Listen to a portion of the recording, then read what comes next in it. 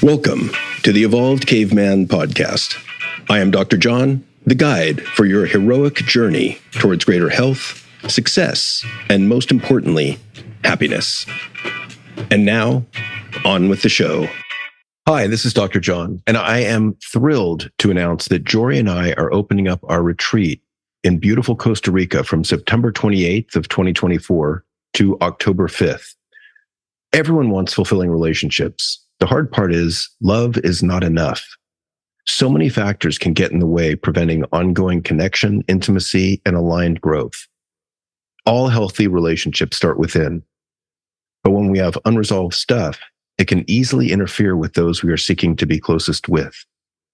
Whether you're in a long-term committed partnership or are single and are looking for love, this retreat will guide you in the heroic journey of healing yourself so that you can be open and available to cultivate the fulfilling relationships you desire and deserve.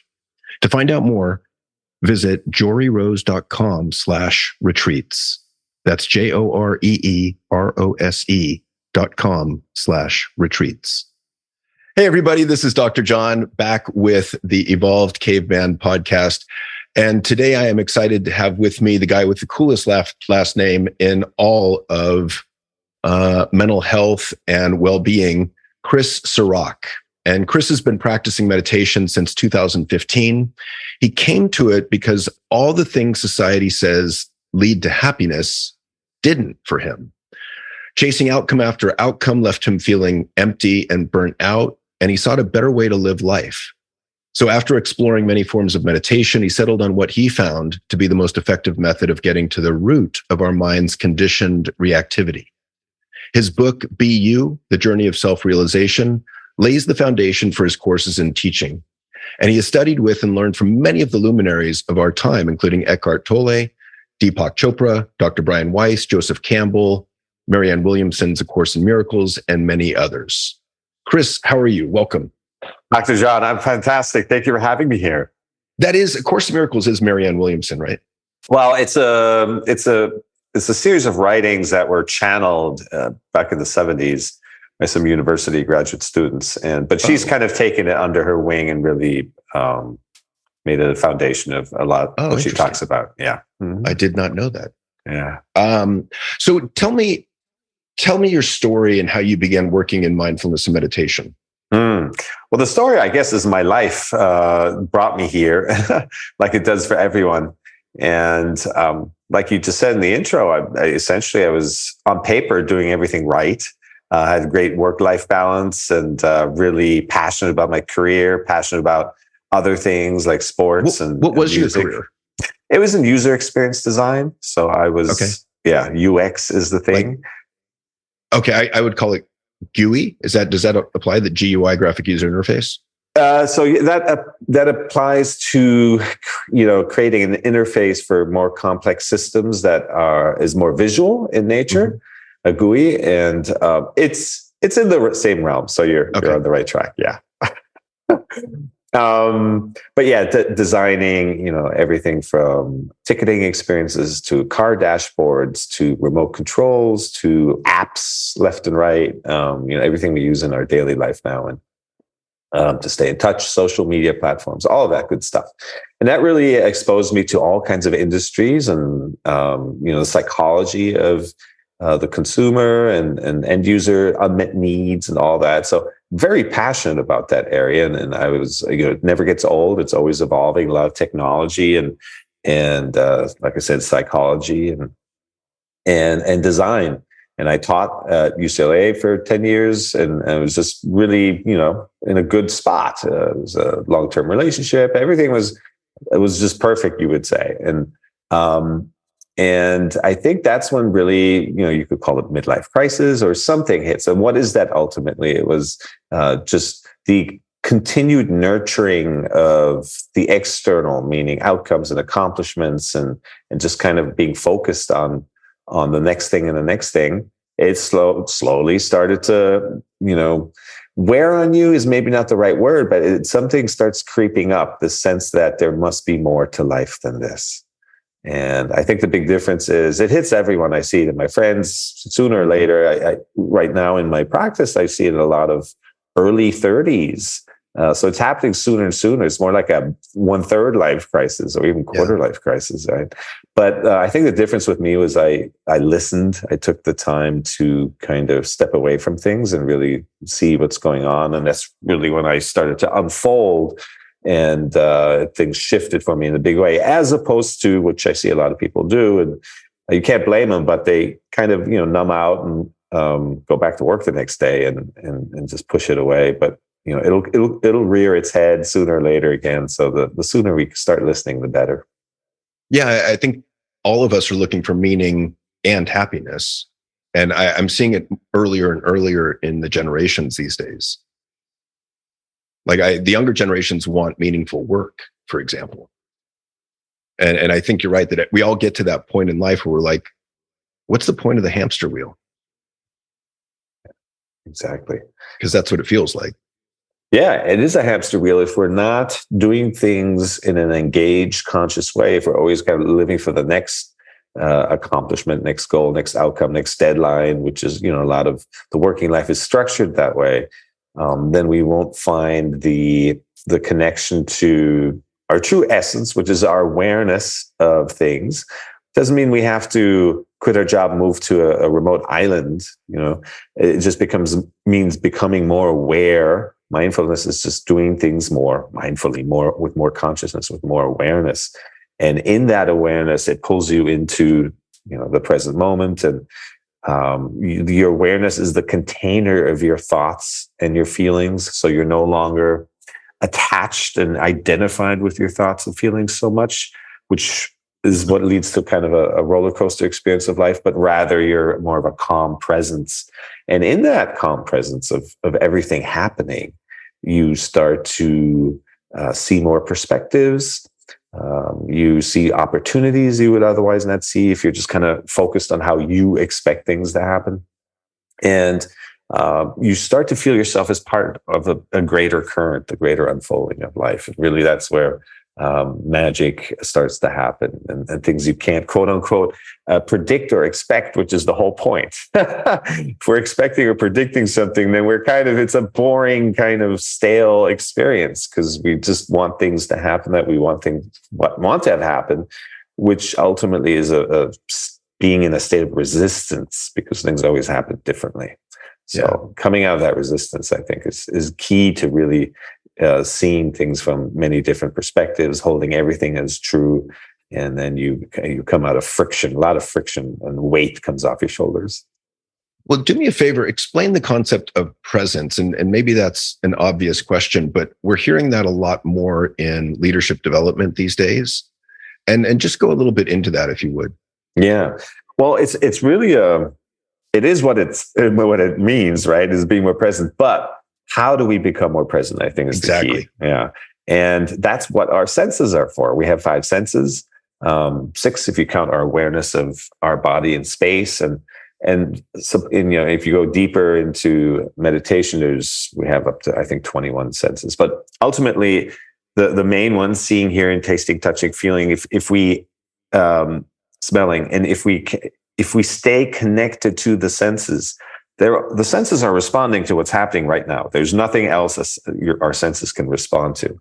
And so using that as the connective tissue to the present moment, meaning really tuning into what some people are more visual, more auditory, more, tactile, whatever it may be. But in every situation that we find ourselves, and these are usually everyday simple situations, such as folding your laundry, right? Focus on the color, the texture of the fabrics. If you're pouring yourself a cup of coffee, the smell and the temperature and the touch, and all of this it pulls us out of this past future mindset where our monkey mind lives, and into right now, where life is very simple. And even the most difficult tasks that seem overwhelming when we think about the whole lot of it, when you narrow down to the task at hand, everything becomes easy and simple and light and fun. Yeah, I think of the leader who's, got too many things on his or her plate and too many things on his or her to-do list. And so just practicing being present with people that you're working with, people that are reporting to you if you're the top dog, and just responding to what they're saying in the moment rather than thinking either a year ahead or a week ahead or a day ahead or 3 seconds ahead. And that, to me, that took a little bit of practice, right? To be truly present and not be 3 seconds ahead thinking, okay, what am I going to say next so I don't sound stupid? Yeah. And that is key. And it does take some practice, but to be able to listen with the highest quality of attention, that already is not just on your side. You're not just no longer filtering what they're saying through a whole myriad of other thoughts, but you're actually just holding space for the person to express themselves. So there's a much clearer, organic connection that's happening there. The other person feels heard and seen in a much deeper way, because you can tell when the other person's mind is like drifting or judging you or whatever it may be. So especially in leadership positions, the ability to stay connected to the other person and hold space for them. It works wonders. So much of our communication is beyond words. It's our energy, our facial expression. I think it's like 80-90% of communication is I've heard anywhere from 70 on up. Yeah. And then tone of voice, volume, all that stuff. Yeah, body. And to what extent do you think anxiety, that's the best word I can put on it, is those feelings of anxiety or discomfort get in the way of being present when we're truly listening to, and let me bring it to like romantic partners, right? Like I tell men, if your spouse or partner is venting to you about what happened at work, let's say they had a bad day at work, you pause them and say, I really want to support you. How can I best support you? Do you want me to just listen? Do you want me to try and fix it? Or do you need a hug? And typically what the other person will say is, I just need you to listen. But then we start listening, and it's because of our empathy, it's hard for me to listen to you because I care about you. And so I'm picking up on your anger, your distress, your anxiety, all that stuff. And then we go back to trying to fix it. Yeah. The transference is definitely a thing. And so again, coming back to sensations, is as you're listening, as you're holding space for the other person, you're going to feel triggered in all these little ways. And you're going to experience those triggers as sensations in your body somewhere. They're going to show up in your stomach. There may be knots or back of your neck or just a pounding headache or whatever is happening, chest, your heart's beating. And all of this is, your own stuff. So what's being said is pointing to things within us that for one reason or another is resonating with this and what's being said. And so staying focused on those sensations, not reacting to the feeling, because that's what we're reacting to when we react to anything. It's how it makes us feel. It's not the person, place, or thing around us that we tend to blame and try to control, but rather the feeling that person, place, or thing evokes in us. We're then reacting to the feeling. So if we can observe the feeling, stay aware of the feeling, the sensation in our body, that breaks the reactive loop, and we can stay calm and present with the other person. It does take a little practice, but it totally works. And when it pays off. So that's a great segue. You brought up reactivity. And so talk a little bit about reacting versus responding, because I think that's a critical concept. Yeah. And that was super critical in my life too. Once I understood that there's the onset of a feeling, and then where my reaction to the feeling begins, that's the critical moment there, because feelings arise and pass. Thoughts come and go. That's just the nature of life. It's always moving and evolving. It's in motion.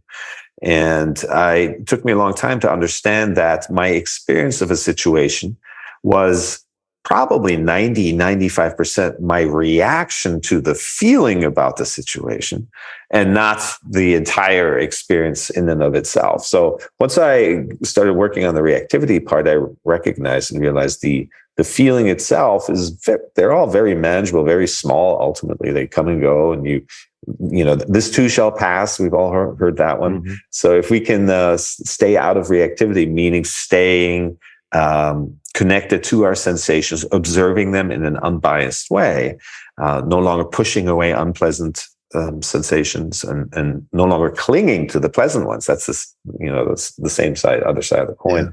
Yeah. Then we're actually free flowing, really feeling what we're feeling our feelings fully is what I say. And that's our natural state. And so it's really just finding back to our natural state. Then we don't create these hiccups of reactivity, as we're engaging with people, places, and things around us, because those moments of reactivity of constant resistance, they take us out of clarity. No decision made in reactivity is a good decision. It's always clouded. It's always one dimensional. It's always divisive. But rather, seeing things with feeling what you need to feel. It'll leave behind some insight into the situation and how you should take action. But that's the next important piece, is not just coming out of reactivity, but to then take action from a multi-perspective, clear-headed place. And that's how we can move through situations and create this positive momentum forward. A great explanation. So do me a favor, because it's helpful to me to put these kind of vague and nebulous ideas into concrete examples. So can you give me concrete examples of you or someone else when you're reacting versus responding? Yeah. So the most basic example I can give is, which I do every morning, and I mentioned this in our off session talk, is when I don't drink coffee, but I pour myself a glass of water every morning. And I go to the refrigerator dispenser and I put my glass there. And the key is to observe, again, the sensations, to hear the water, see the color, the swirls, the bubbles. I'm observing the pace. I'm noticing in that act how busy my mind is today. And the key is to be okay with whatever is. So seeing things as they are. So if I notice my mind is all over the place, is to accept that and be okay with that. And that's what calms it down. The reaction would be is to notice, oh my gosh, my mind is all over the place. I don't want it to be that way. It should be calmer. Why am I so big? All this whole mental stream of comments starts to kick in, but rather to see things as they are. And that's a very small example, but it's kind of how we start building that awareness muscle so that we can hold space, be the container of our thoughts and be the container of our feelings. Can you bring it into a relational example? So, and one of the things that crosses my mind is, what were you like 10 or 15 years ago versus in the present? And what are some of the differences that you've seen either internally, but also relationally? Relation as in relationships? Yeah, as in your significant romantic relationship. Right. I used to be Mr. Overthinker in my head. I would wake up, and when I first started working with energy healers and sound people and all that, they would always say my energy is so much in my head. It took a lot of work to kind of redistribute that and not be so mental. And I had started noticing just naturally over time, I would have, debates and conversations, and I would love to just analyze things to death. But it always left me feeling depleted and empty and just like a shell. And it was like, I didn't understand why that would be. I just had this great conversation with another great thinker and yet, or just even friends hanging out, but just all this talk, all this thinking, just led to nothing. And so that was the beginning of me realizing there had to be a kind of a better way. Well, something wasn't right. But then as you mentioned in the example before, especially as guys, to be able to listen and was so much more effective than trying to fix things or which is our tendency to try to be pragmatic and come up with solutions. And that just would escalate things. So you learn that way naturally as well. You don't have to take a course in meditation to learn that. So, we all mature. And I think, especially in work, if you're in a leadership position and you're kind of mentoring others, being able to stay present and hold space for what they're looking to express, that showed itself to be very effective. Magically, almost, when you first start just holding space for someone and it turns out really well, and you didn't really say anything, you start wondering, wow, what's going on here? But once you start to understand really the dynamic of thoughts and feelings and energy needing to come out and express themselves, and you just being a mirror for the other person, ultimately to hear themselves, to experience themselves so that they can release and kind of regain balance. That's really our primary social purpose. And if we reflect on ourselves, we need that too. That's basically what good friends are for, is they're good listeners. Yeah. Yeah. Well, thank you for the explanation. One of the things we talked about, this was, I guess, our first conversation, is that you offer a Vipassana light retreat. And I thought your idea was fascinating. So tell me a little bit about that. Because I think you're trying to take meditation and make it palatable or workable or manageable. Yeah. So those are the 10-day silent retreats that we may have heard about. And you just sit in meditation all day long. And it's intense, and it's not for everyone, at least initially. And so I've been doing these, like I said, since 2015. And whenever I wanted to bring people along, you also spend a lot of time in, silence. And so there were certain things that people were afraid of, that they said, nah, it's not for me. I can't be quiet or sit still for that long and all that. So when you actually do it, you realize those are not really challenges, but there should be an opportunity to work your way up to that. And so that's incorporated into my mindfulness retreats, where we have, mornings are spent in noble silence. And once you just do like a morning, you realize, oh, that wasn't that bad. That wasn't that easy. Like starting small, right? And in fact, that's the big takeaway. When people leave the retreats, the one thing they all say is like, I can't wait to instigate morning silence when I get back to my regular life. And because there's such beauty in stillness and such, such depth in our own being. So it's starting with a few sessions of meditation and then kind of working your way up. It's just like going to the gym. You don't bench press 250 right from the get-go. You work your way up. So that's how I design my retreats. Yeah, I just think it's a great idea. And for those who don't know, there's a dose-related effect of meditation or mindfulness on, depending on how you define those two, on our well-being. So in other words, the more we do it, the more benefits we get. And they found that, doing it 20 minutes a day, 5 days a week, as a lot of the research studies have done, works really well for us. An amazing list of positive benefits from that. But then to go next level and to go to a retreat and spend 1, 2, 3 days practicing mindfulness, even more benefits, in a 10-day, even more so. And so I just think that's interesting how we can take, states and make them traits. Ooh, I like that. Yeah. And, it's what we spend our time on. The wonderful thing I find about meditation is that you literally have, the more you invest in it, the more comes back. It's like a direct relationship between how much you invest yourself and how much you benefit. Yeah. Yeah. And so tell me about one or two of the exercises that you do at retreats, because I'm curious, kind of getting down to brass tacks. Yeah. So the two forms of meditation I focus on I call them thought awareness and body awareness, which again relates to our thoughts and then our feelings, and developing our awareness muscle around our thoughts and our feelings is key to no longer depending on the external world for how you feel, because that's how our life turns into a roller coaster, when everything that happens around us has that power over us of making us sad, making us happy and anxious, or both positive and negative ways. We're kind of too attached to everything that happens, and as a result, we then try to steer and control what happens to try and control and steer how we feel. But that's a limited way of living. Well, yeah, and we're also really bad at emotional prognostication. So we don't really know what will make us feel a certain way in the future, but we think we do.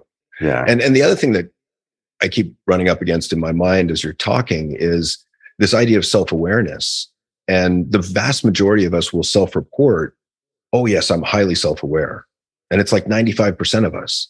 But the research shows that it's only about 12 to 15% of people that are actually self-aware, which means there's this huge delta or gap between those people that are aware versus those that think they're aware. And that's a huge problem. Yeah. What are your thoughts on that? It is tricky because we only have ourselves to compare ourselves to, right? There's no other way. And so that is one of the challenges. But I think that's the quality that is your confidence in yourself, your trust in yourself. These are things that have no comparison. Your inner truth starts to emerge that doesn't require validation of others. In fact, that wants others to have their inner truth. So you come out of the mental lens and the constant validation and comparing and analyzing and predicting, and that's where all fear and expectations and all of that stuff lies. And you come out of all of that, you just start to come more into your own and into your body. And, the mind is a wonderful tool, but it should be a tool and not controlling you. You use it when it's appropriate, but we become a very head-heavy society, and knowledge is kind of king and above all else. But we really need to kind of tune back into our intuition, our ability to feel the information that comes through in our feelings. There's so many things that are beyond just thought. Thought is stale. I mean, the moment you believe something, you kind of take a mental snapshot of it and think it's like that forever. But everything is evolving, changing. You talked about relationships, how to keep relationships fresh. It's, notice the detail in the other person. They're constantly evolving. We see it when we kind of see somebody we haven't seen in a while, or their kids or something, and then suddenly a year goes by or 2 years and we meet them again and they look different, like they literally look different. So on the day-to-day, we can stay connected to that life force, that aliveness in others. There's ways to do that, but really connecting through our senses again, that keeps us in tune with the aliveness in us all. Yeah, and thank you for that. And one of the big issues that I see with a lot of men that I work with, maybe every man that I work with, is this idea of over-identifying with the thinker. So that's how we're socialized. That's how we're rewarded growing up. You get an A on the paper, or, you get praised by your boss because you come up with a good idea. And we think that that's all we are. And so often I'm trying to get men to get out of their head and tune in or pay attention to what's going on in their body to figure out what they're feeling. So let's say I'm a typical man who over-identifies with the thinker, the thoughts in my head, and I see no value in feeling. What do you say to an individual like that? And that's really how I grew up as well, right? My dad's generation, those who imprinted on us, their concept of feelings was like, you don't talk about it, you don't express your emotions and all that. Squash so, them. Yeah. Stuff them down. That was a process for me too, is to really start feeling.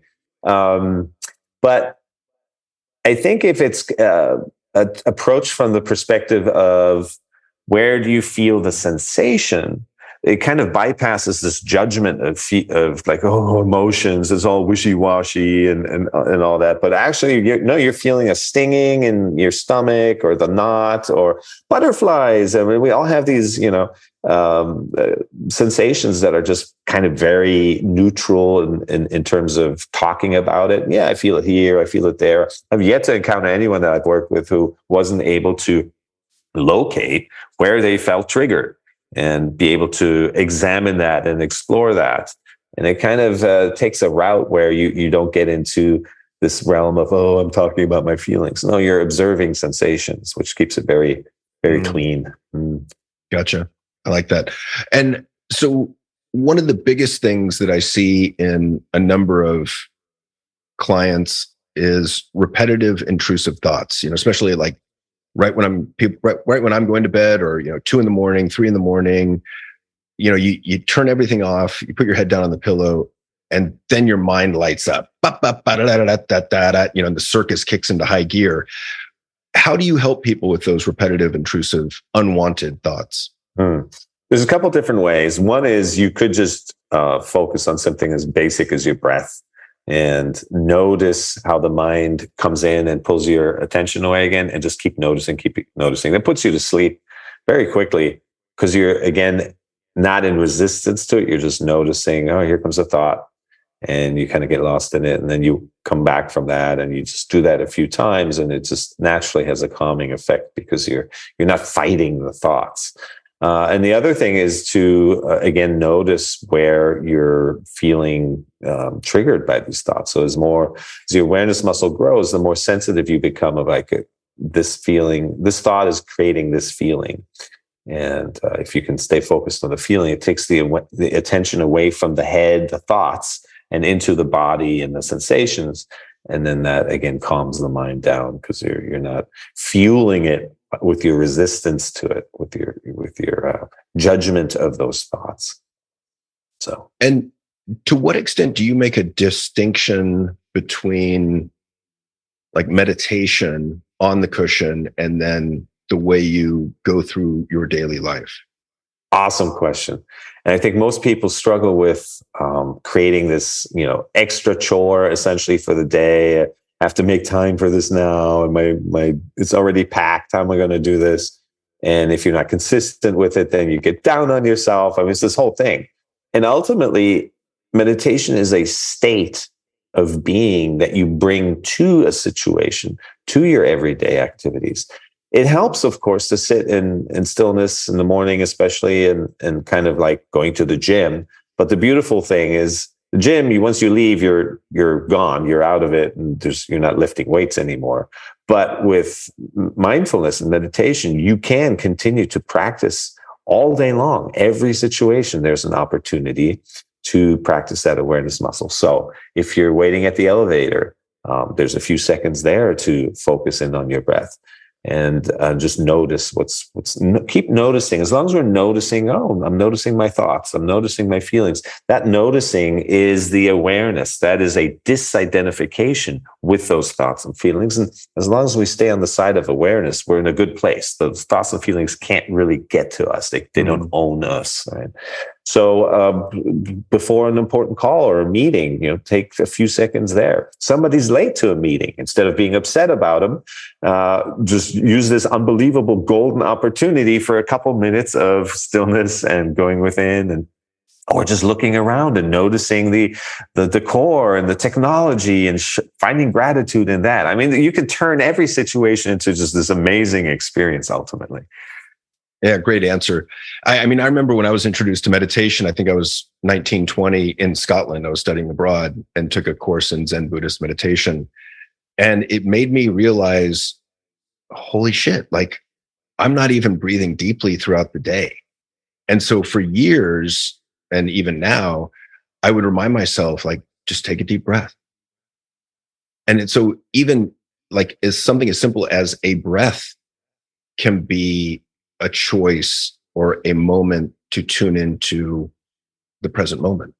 That's right. Yeah. The breath is this wonderful tool. It's universal. There's no dogma, right? It's always present. It can be both autonomous on its own, but we also can use it. I mean, even in sports, I play a lot of tennis. And after, say I miss a ball and I'm walking back to the baseline, it's just that a few seconds of just refocusing on my breath keeps me grounded, keeps me focused on the next task, and no longer lingering on what just happened. And my, performance improved dramatically just from that little trick. So what's the difference pre and post meditation in your life in terms of the inner critic versus self-compassion when you miss a shot in tennis? Oh, so, I mean, it's a huge difference. You just don't linger, right? It's the same thing as somebody cutting you off in traffic, and the tendency is to cuss at them, and how dare they be on the road? What's going on with them? You look over and you honk, whatever it is. This is all reactivity to something that's already over. It's already in the past, yet we amplify it with our reaction to it. And the path of least resistance ultimately is to swerve to avoid any collision and get back on track and keep going with not another thought of what's in the rearview mirror. Yet we tend to extend all of that. We get to work, we tell people, you wouldn't believe what happened. And it's just all of this. And in the meantime, we're not just amplifying the situation that's already gone. We're missing out on life in the meantime, of all the aliveness, of the opportunities, of the connection that's possible in the meantime. So same thing in sports. It's just no longer lingering on what's already happened, but refocusing, coming back into your body and getting ready for the next shot. And we just need a few seconds here or there to ground ourselves, to finding the path of least resistance, which is also the path of most efficient, productive, forward-looking, solution-oriented, curious, open-minded. All of this energy exists in this space when we're present and when we're like forward-leaning, as opposed to lingering and reacting to stewing in what's already gone. Yeah, your example of being on the freeway and getting cut off makes me think of the Buddhist notion of two darts. Are you familiar with that? No, please tell. So first dart is pain, second dart is suffering. So pain is inevitable in life. We are going to experience pain. That's just a given.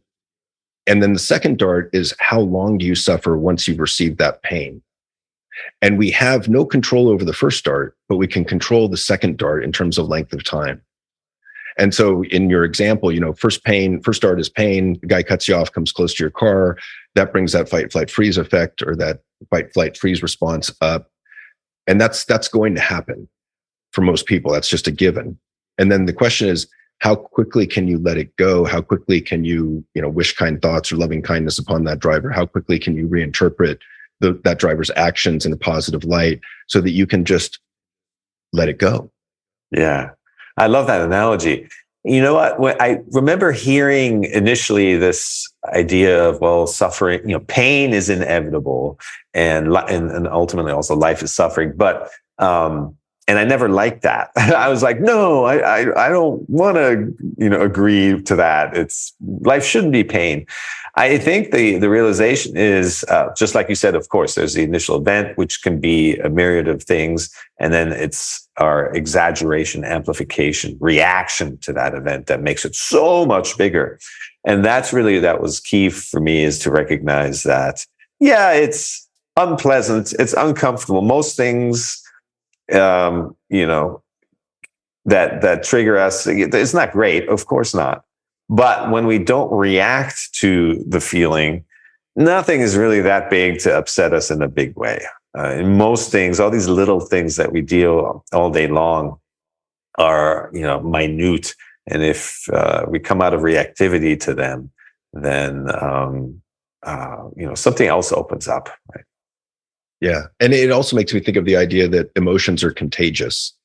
And so in your example, you get really pissed off because the guy cuts you off on the freeway, and you take that anger out on the drivers on the freeway, and then you take it in with you to work in the beginning of your workday. And all you're doing is spreading that negative energy. And I think, once I realized that, I really worked harder to let it go more quickly, to stay more calm, to spread more positive emotion than negative emotion. That's beautiful. It really starts to shine a light on our responsibility that we have. Interdependence. Right. And we really, happiness is 100% within our reach. And we just have to start taking responsibility for it, and not seeing others as band-aids or reasons to be unhappy and all that. And so it's not only just within our reach, but it's our responsibility. It's the way we give back to life, to others, to the world around us. That's our contribution. Ultimately, we're energetic beings, and we're contributing an energy wherever we go. And when you can show up even in difficult situations and maintain that frequency of goodwill and compassion towards yourself as much as towards others, right? Then which I think is harder for most people. Yes, yeah, that we are our own worst critic, of course, and our relationship with self is what we primarily our journey is about. So can you go into some of the benefits of meditation? Oh, yeah. For the uninitiated. Yeah. There's so many benefits. They're subtle, though. They kind of creep up on you. And then you realize, I'm no longer reacting to the seatbelt sound in the car, or the plane, it's not annoying any longer. It's just the sound. And the plane flying overhead that used to interrupt you on your phone calls, and now you just kind of pause, let it pass, and then resume. It's the path of least resistance, and you feel empowered by that. Other things is the sense of time fades into the background. When we're always chasing the next thing, and it feels like we can never get it done because we can't. We're always living through the mind, projecting something known into the next unknown moment to try and know it, to try and control it, steer, be in control of it. And that just keeps us chasing. And then as a result, we feel like we're always behind and there's never enough time to get it all done. So that sense of time starts to fade into the background. And with it, this sense of beginnings and endings loses its charge.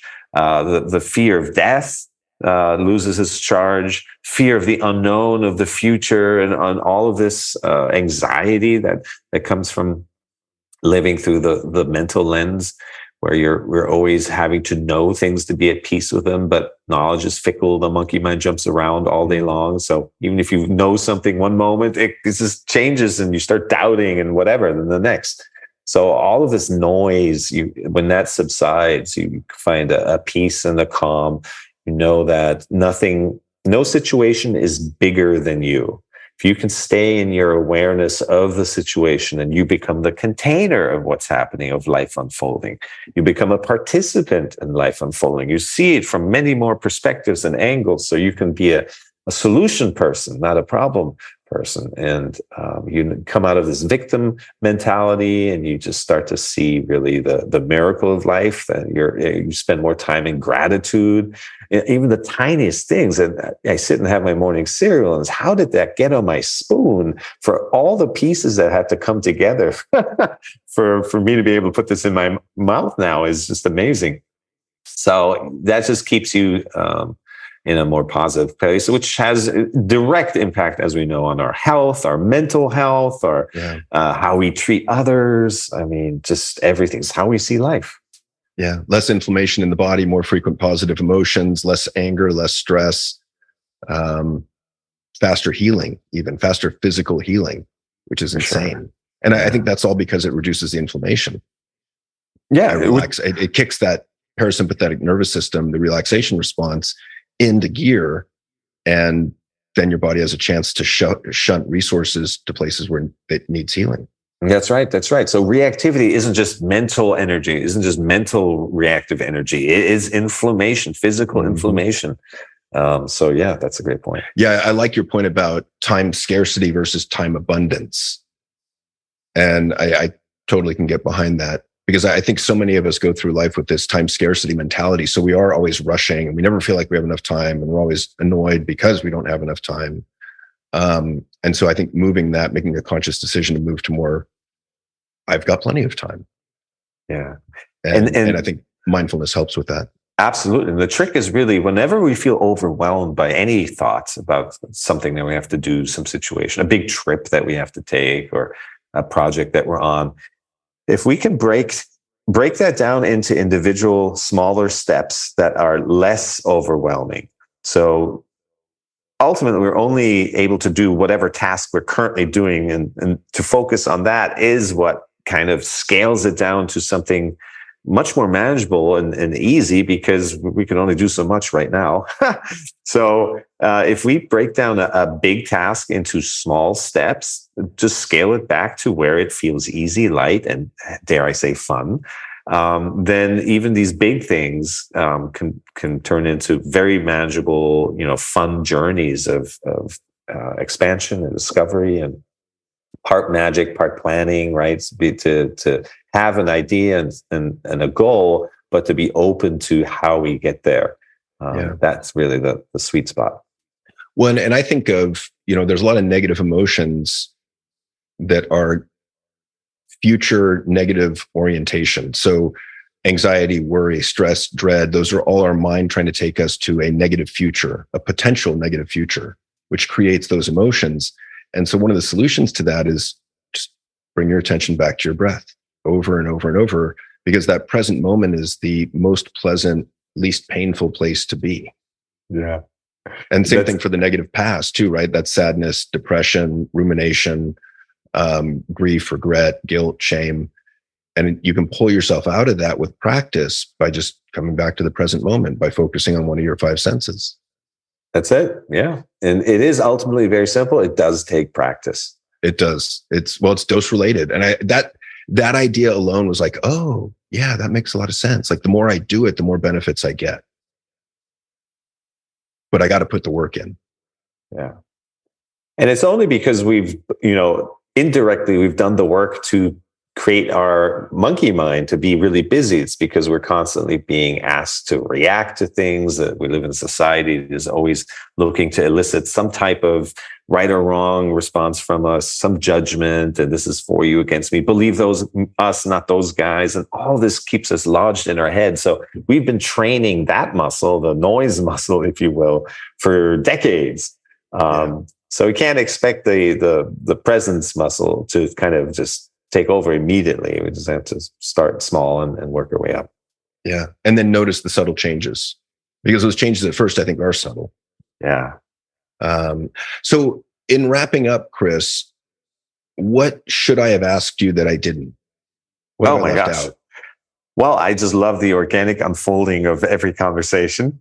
I think we hit some of the key part, I think, was to recognize that meditation is a state. It's not necessarily the separate standalone activity that you engage in and then you go live the rest of your day, but really bring those mindfulness principles into your day. They're all opportunities. They're all life is a teacher. It's a mirror. We're experiencing ourselves ultimately. And the lessons will be repeated until we get the lessons. Yes, exactly. So the sooner we start looking, create this mindset of looking for the lesson, I was like, what is this teaching me about myself?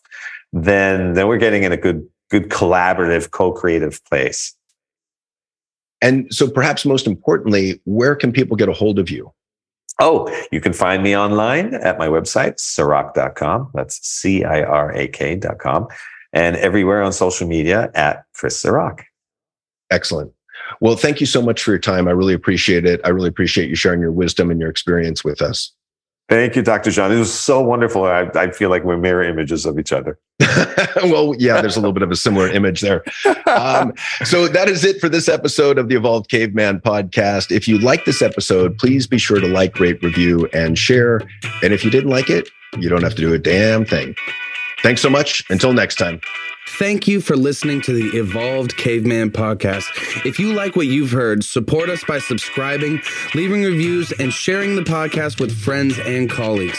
For the latest, most powerful tools to connect with like-minded men, join the Facebook group at The Evolved Caveman. Follow Dr. John on Instagram at The Evolved Caveman, all one word, or join the email list by visiting guidetoself.com.